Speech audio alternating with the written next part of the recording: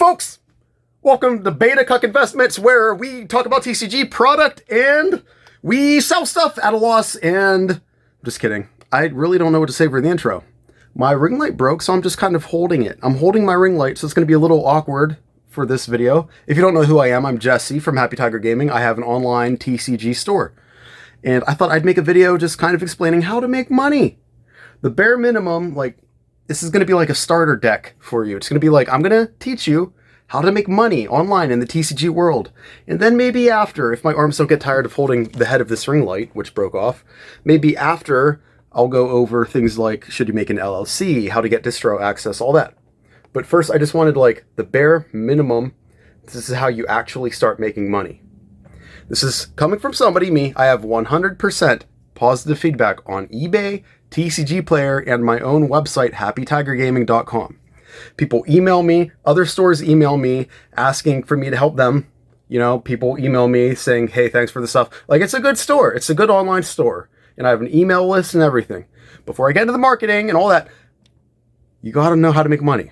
And to make money through the TCG stuff, it doesn't matter if you are a hustler or you just like the hobby of it. You have to make money or it all dies anyway. So you have to learn this part before anything else. And if making money is that damn important, then how about we put our efforts towards what actually makes money first? And once we're there, then we think about, what should my Facebook cover photo look like and all that dumb stuff that people want to focus on when they don't have the very basics down. Let's make money. How do you get product? Well, most people aren't going to be able to get distro access. And I could talk about that. A lot of you guys are hustlers, scalpers even. Ooh, the big scary word. A lot of you guys, the only way you have access to products is through eBay, which is valid and still doable. Buying bulk, Facebook groups, Facebook Marketplace, and Walmart, GameStop. You can buy product for retail, MSRP as they call it, and still make money.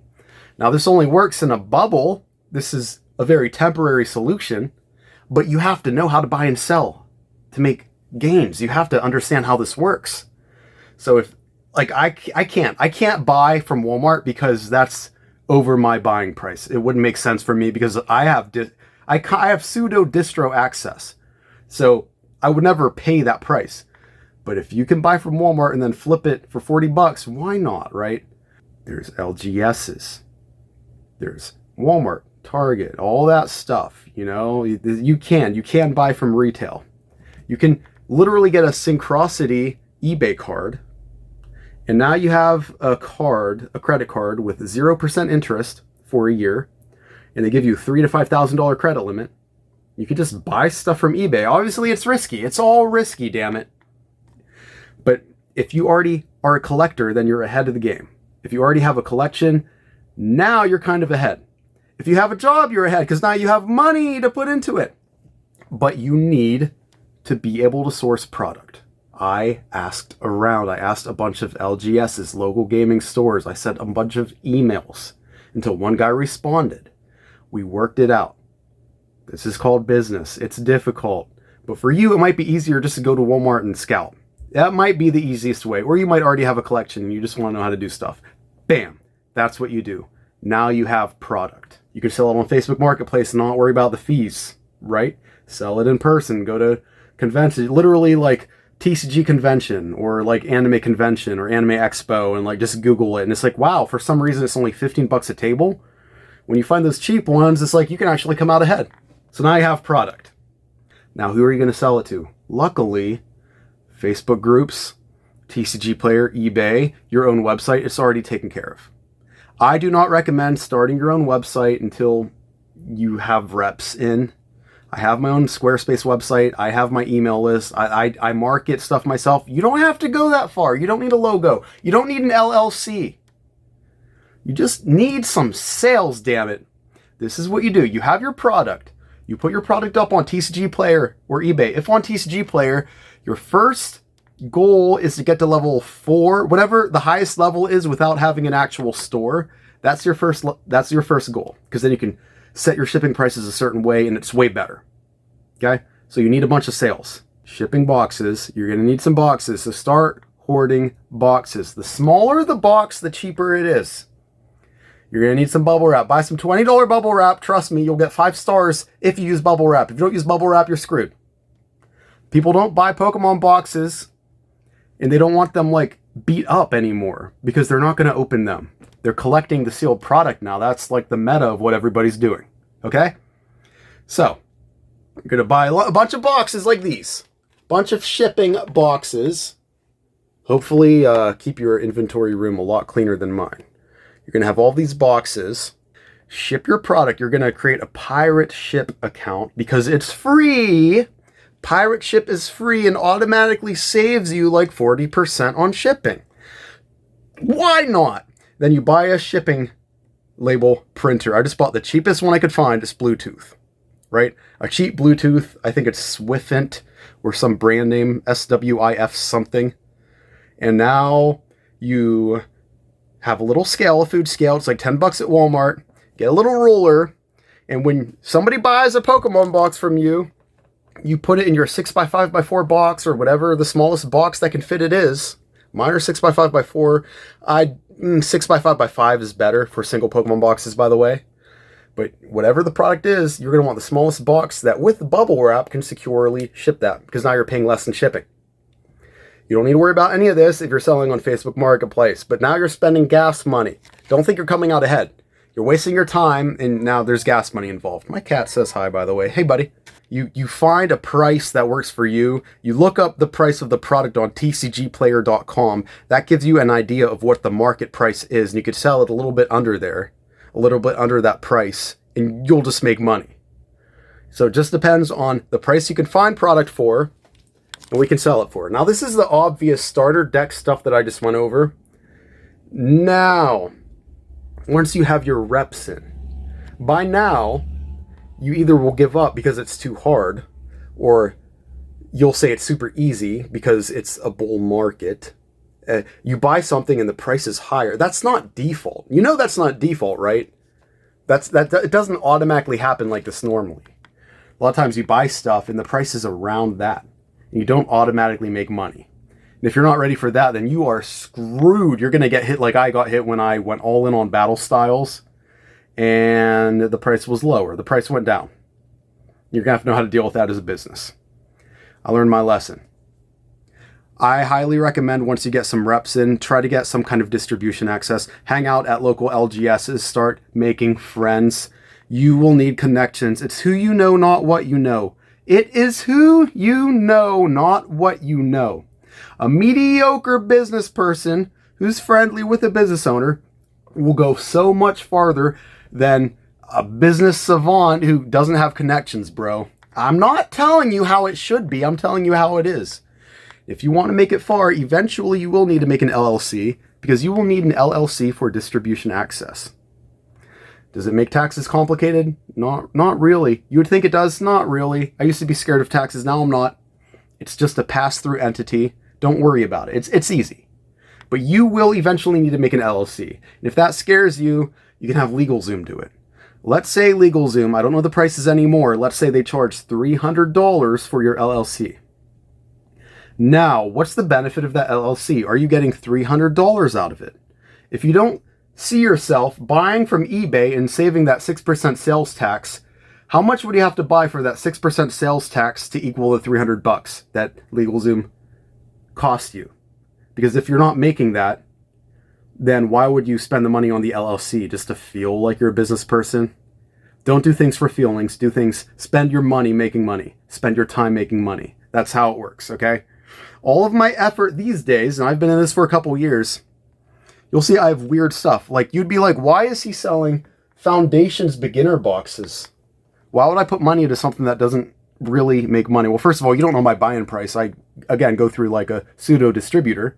This is the game for me. The game is keeping my 6 month, I think it's 6, maybe 4, whatever it is, keeping my 6 month spend up. Because if you've heard of the word allocations before, they look at how much money did this guy spend in Magic the Gathering the last 6 rotating months. Because that's going to decide how much product he gets, right?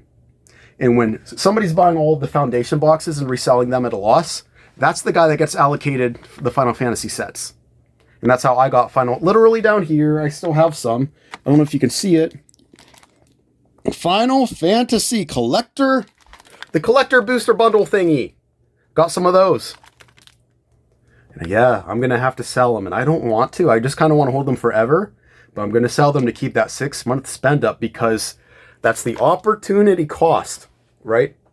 If you hold on to it, and in a year, you know it's going to be 20% higher, and that's a lot of money. If I sell it now, all that extra money, that 6-month spend goes up, and now I'm given more access to the next set, for example, Edge of Eternities, right?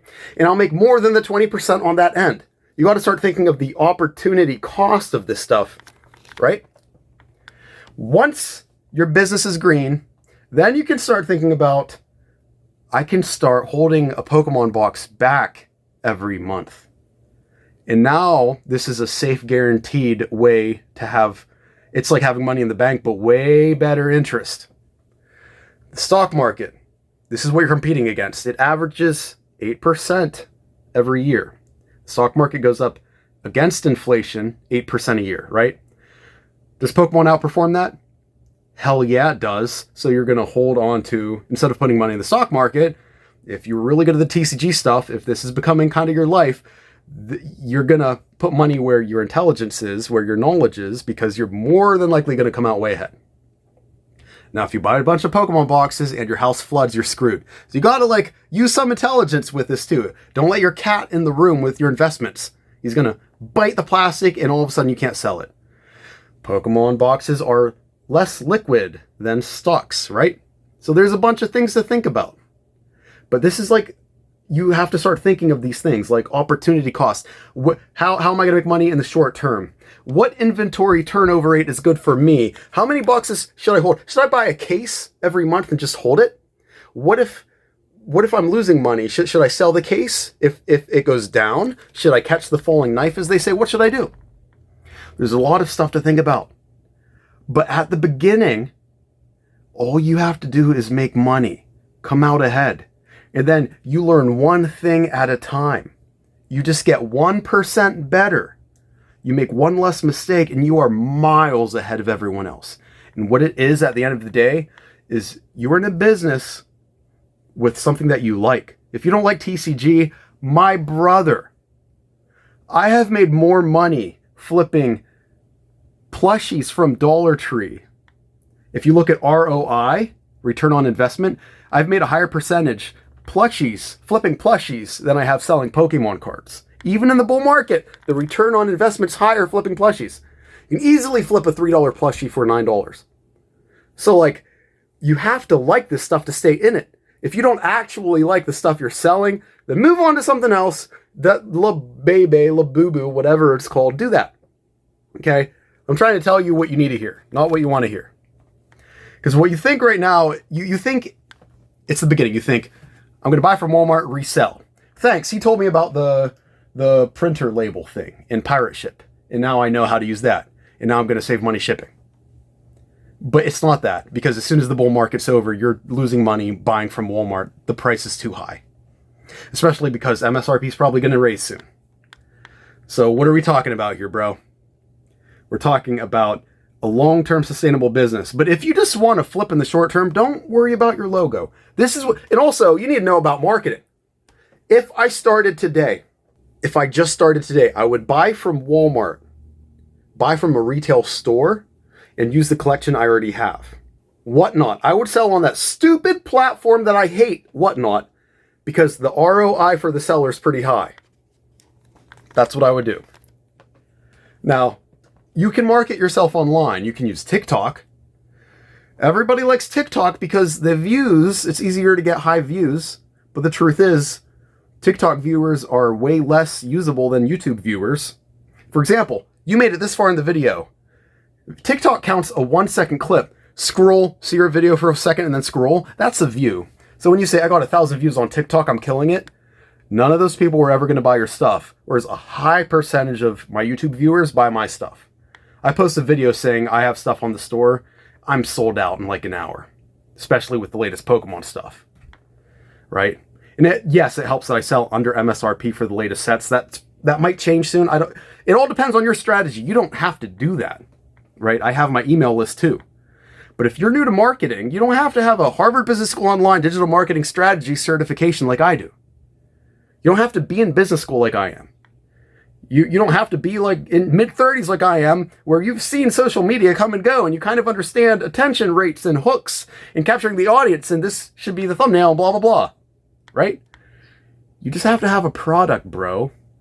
And whatever social media you use the most, that's probably what you should sell on. And if you're not big on social media, you use YouTube because YouTube has the viewers that actually pay and buy stuff. It's the best ROI. I would rather get 50 views on YouTube than 5,000 views on TikTok, and that's actually the number. I'm not kidding. Yes, I would rather get 5,001 views on TikTok than 50 views on YouTube. And I'm not kidding. That's like about the number. But if you're good at Instagram Reels, if you consume Instagram Reels, then you're going to have a little bit of an unnatural advantage on Instagram because you kind of know what the hooks are. You kind of know where to place the captions. You kind of know like how to use trending audio because you just consume that. You always have to use where your natural advantages are in business. That's it. You have to do it. You triple down on your strengths and you mitigate your weaknesses as much as you can, but you really don't think about it, right? My strength is I'm pretty good at blabbing, so I make a long-form YouTube video. I'm bald and ugly, so I throw a hat on. I'm mitigating a weakness. It's like literally like that with everything. Now, you find a product, TCG, you sell it. You can sell it on Facebook Marketplace. You have to meet up with people. It sucks. It's stupid. You can sell it on TCG Player. That's honestly the easiest platform to sell stuff on. Tons of free tutorials. The market price is right there. You just throw it up. You throw your product up and you'll get a seller. You throw the product in bubble wrap, you put it in a box, you go on pirateship.com, you put the height, width, and length of the box on Pirateship, you weigh it on your stupid food scale, how many ounces, this box is 7.5 ounces. You put 7.5 ounces on Pirateship, put the buyer's shipping address in, hit post, right? You hit create shipment label or whatever. And then there's your shipping label. You print it through your $90 Amazon shipping label Bluetooth thing.